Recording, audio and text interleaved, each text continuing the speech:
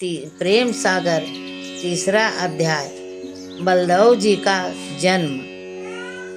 श्री सुखदेव जी राजा परीक्षित से कहने लगे कि हे राजा, गर्भ में आए हरि और ब्रह्मादिक ने स्तुति कर और देवी जिस भांति बलदेव जी को गोकुल ले गईं, उस रीत को कहता हूँ। एक दिन राजा कंस अपनी सभा में आ बैठा और जितने दैत्य उसके साथ थे बुलाकर कहा, सुनो, अब देवता पृथ्वी पर जन्म ले आए हैं, उन्हीं में कृष्ण भी अवतार लेगा। यह भेद मुझको नारद मुनि समझा कर कह गए हैं। इससे अब उचित है कि तुम जाकर सब यदुवंशियों का ऐसा नाश करो जो एक भी जीवित न बचे। यह आज्ञा पा सबके सब दंडवत कर चले नगर में आ ढूंढ ढूंढ पकड़ पकड़ खाने लगे। खाते पीते खड़े बैठे सोते जागते चलते फिरते जिसे पाया उसे न छोड़ा। सबको एक जगह लाकर और जला जला डुबा डुबा पटक पटक दुख देते मारते मार डाला। इस रीत से बड़े भांति भांति के भयानक रूप बनाकर और नगर नगर गांव गांव गली गली घर घर खोज खोज मारने लगे और यदुवंशी दुख पाकर देश छोड़ छोड़ जी ले भागने लगे।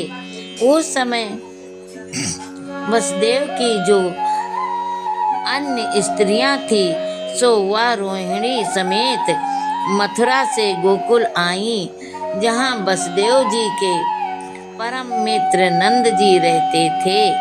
उन्होंने अति हित से आशा भरोसा दे रखवाई। तब वे आनंद से रहने लगी। जब कंस देवताओं को यो सताने और अति पाप करने लगा, तब विष्णु ने अपनी आँखों से अपनी एक माया उपजाई। वह हाथ बांध सन्मुख आई। उनसे कहा, तू अब संसार में जा अवतार ले। मथुरापुरी के बीच जहाँ दुष्ट कंस मेरे भक्तों को दुख देता है और कश्यप आदित्य जो वसुदेव देवकी हो ब्रज में जन्मे हैं, उनको मूंद रखा है। छह बालक तो उसके कंस ने मार डाले। अब सातवें गर्भ में लक्ष्मी जी हैं, उनको देवकी के उदर से निकाल गोकुल में जाकर इस रीत से रोहिणी के पेट में रख दो कि कोई दुष्ट न जाने और वहाँ के सब लोग तेरा यश बखाने। इस भांत माया को समझाकर श्री नारायण जी बोले कि तू पहले जाकर यह कार्य करके नंद के घर जन्म ले, पीछे वसुदेव ग्रह में अवतार ले, मैं भी नंद के घर आता हूँ। इतना सुनते ही माया उठ मथुरा में आई और मोहिनी का रूप बना वसुदेव की देह में बैठ गई। इसी रीति से श्रवण सुदी 14 बुधवार को बलदेव जी ने गोकुल में जन्म लिया और माया ने वसुदेव देवकी को जाकर स्वप्न दिया कि मैंने तुम्हारा पुत्र गर्भ ले जाकर रोहिणी को दिया है, तुम किसी बात की चिंता मत करना। सुनते ही वसुदेव देवकी जग पड़े और आपस में कहने लगे, यह तो भगवान ने भला किया, पर कंस को इसी समय चेतना चाहिए, नहीं तो क्या जाने पीछे क्या दुख दे। यो सोच समझ रखवालों से बुलाकर कहा। उन्होंने कंस को जा सुनाया कि महाराज देवकी का गर्भ अधूरा गया, बालक पूरा ना भया। गर्भ का मुझे डर है, जो आकाशवाणी कह गई है, राजा परीक्षित ने पूछा। हे महाराज, यह संदेह मिटाइए कि देवकी के गर्भ में वास बलराम जी ने किया और रोहिणी माता कैसे हुई। यह सुन सुखदेव जी बोले, हे राजा, बलदेव जी को नारायण की आज्ञा अनुसार योग्य माया ने देवकी के गर्भ से निकाल रोहिणी के गर्भ में वास करा दिया, इसीलिए वह माता कहलाई। बलदेव जी के जन्म के बाद जब श्री कृष्ण जी देवकी के गर्भ में आए, तब माया ने जा नंद की रानी यशोदा के पेट में वास किया। दोनों अवधान से थी कि एक पर्व में दोनों नहाने गईं। वहाँ संयोग से यशोदा भी आ मिली, तो आपस में दुख सुख की चर्चा चली। निदान यशोदा ने देवकी को वचन दे कहा कि तेरा बालक मैं रखूंगी, अपना मुझे दूंगी, ऐसा वचन देव। यह अपने घर आई, वह अपने घर गई।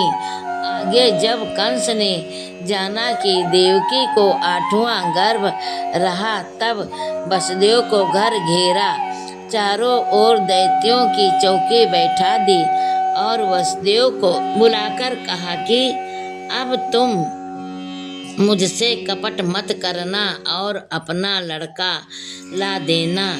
तब मैंने तुम्हारा कहना मान लिया था। ऐसा कह वसुदेव देवकी को हथकड़ी पहनाकर एक कोठे में बंद कर ताला दे अपने महल में आ मारे डर के उपवास कर सो गया। फिर भोर होते ही वहाँ गया जहाँ वसुदेव देवकी के गर्भ का प्रकाश देख कहने लगा, इसी गुफा में मेरा काल है, मार तो डालूं पर अपयश से डरता हूँ, क्योंकि बलवान हो स्त्री को मारना उचित नहीं है। भला इसके पुत्र ही को मारूंगा। यो कहा, बाहर आ गज सिंह स्वान और अपने बड़े बड़े योद्धा वहाँ चौकी को रखवाए और आप भी नित्य चौकसी का आवे, पर एक पल भी आराम नहीं पावे। जहाँ देखे तहाँ 8 पहर 64 घड़ी कृष्ण रूप काल ही सामने दृष्टि आवे। कृष्ण के भय से भयभीत हो रात चिंता में गंवावे।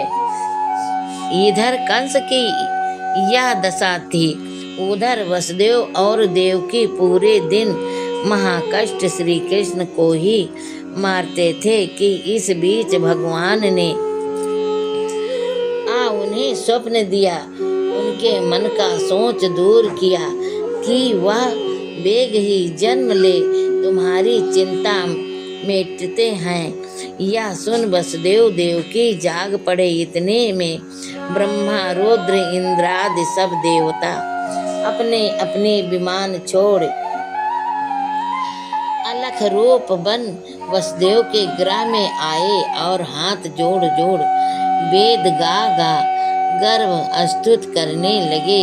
उस समय उनको किसी ने ना देखा, वह देह की धुन सबने सुनी। यह अचरज देख रखवाले अचंभे में रहे और वसुदेव देवकी को निश्चय हुआ कि भगवान जल्द ही हमारा दुख हरेंगे।